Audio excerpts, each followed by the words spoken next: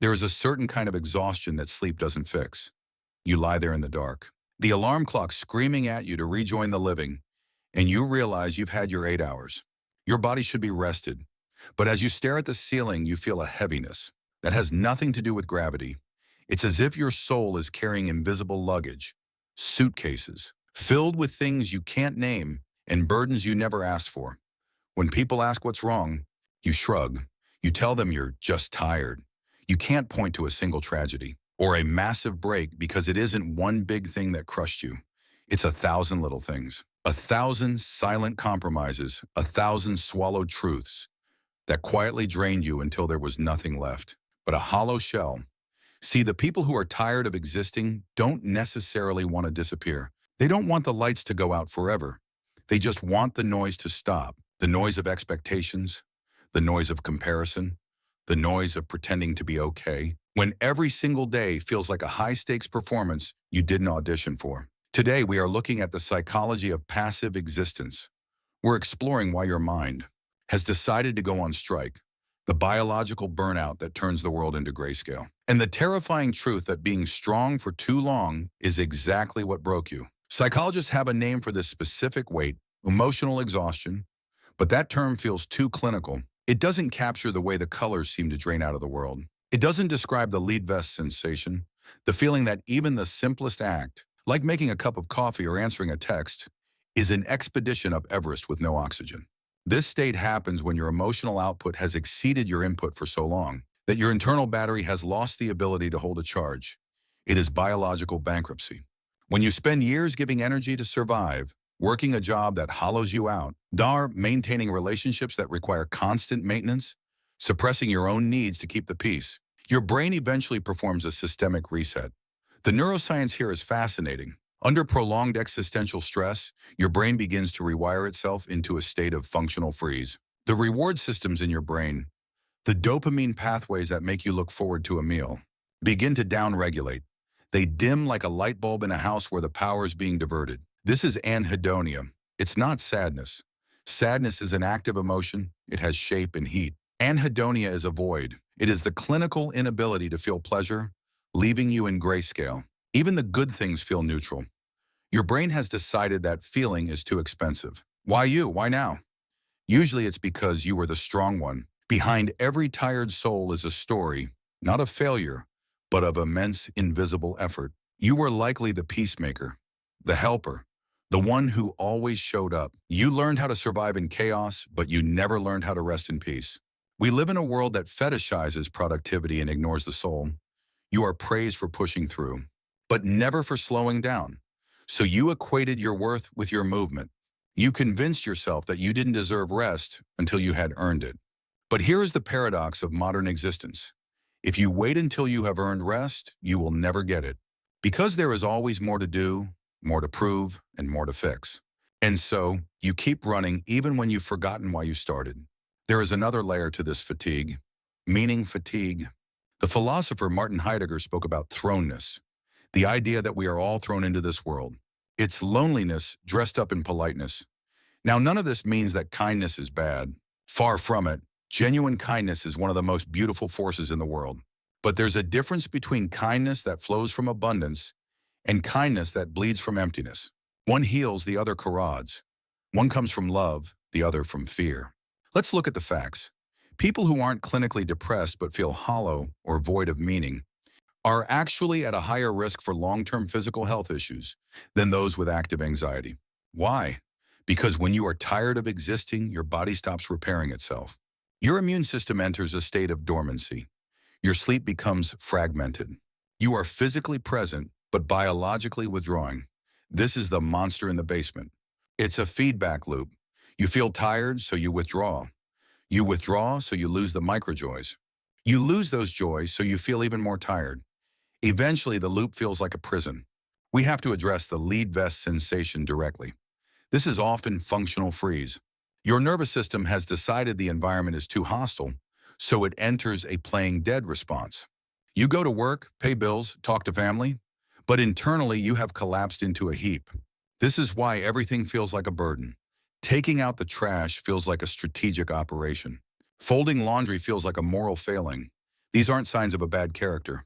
They are signs of a nervous system that is out of credit. You are bankrupt, and the world is still trying to collect interest. You spent so much energy pretending to be normal, pretending to care about the things everyone else cares about. You ran out of fuel. There is a terrifying loneliness in this state. How do you tell the people you love that you're tired? It sounds like a rejection of them, sounds like a threat. So you keep the mask on. You keep smiling. You keep saying, I'm just a bit tired. But behind that mask, the monster of apathy is growing. It's eating your memories, your hopes, and your sense of self. Kindness protects us from darkness? No. Kindness without honesty creates a breeding ground for it. Because every time you say yes when you mean no, you are committing a small act of self-betrayal. Every time you smile when you want to cry, you hold back your truth to make others comfortable. You are abandoning yourself, and abandonment always has consequences. Why do we do this? Why do kind people struggle so much with boundaries? Our culture. From a young age, we are conditioned to believe that kindness equals worthiness, that being agreeable is safer than being authentic, that love is earned by what we give. Children in conditional environments carry this into adulthood. They confuse people-pleasing with kindness. But true kindness does not erase the self.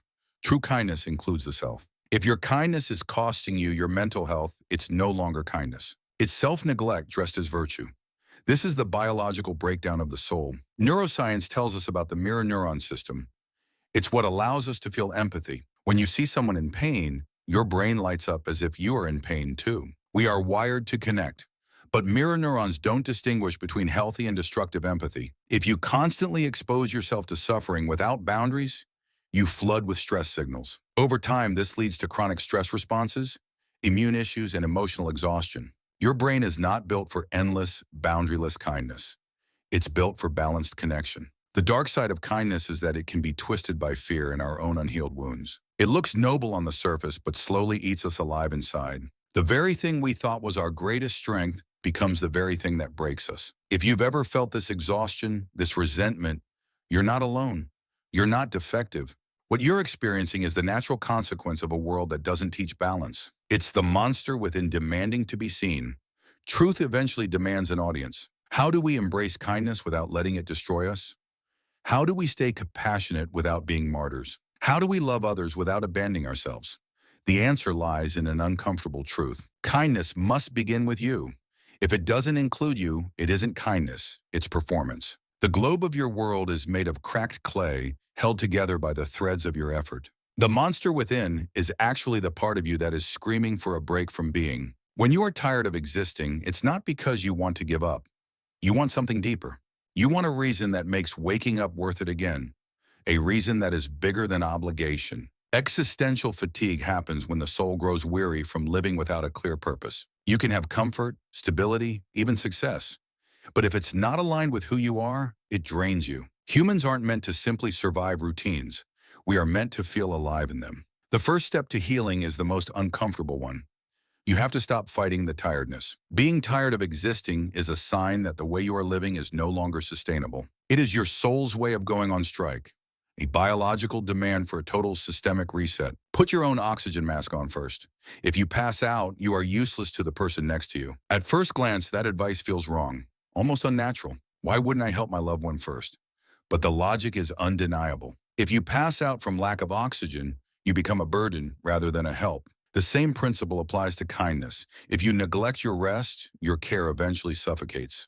This is where boundaries enter the picture. And for kind people, boundaries feel like rejection. They feel like selfishness, like shutting people out. But in reality, boundaries are the purest form of honesty. A boundary says, this is what I can give, and this is what I cannot. It says, my love is real, but it cannot exist if I'm empty. It says, I care enough to show you my limits, because without them, my care will rot. Without those lines, relationships blur into dependency, manipulation, or silent suffering. With them, relationships become clear, mutual, and grounded in respect. True kindness requires the courage to be disliked. It requires the strength to say no. Setting healthy boundaries often leads to deeper, more meaningful relationships. Your kindness comes from choice, not compulsion. You stop being a ball in a pinball machine. You become harder to manipulate. You become unpredictable to those who rely on reactions. Authenticity is magnetic, but setting boundaries is really about saying yes to yourself. You have to start noticing what drains you and what nourishes you. It can feel uncomfortable when you equate your worth with your selflessness. You might feel you are betraying your identity. You might even lose people. Some won't like it when you stop overextending.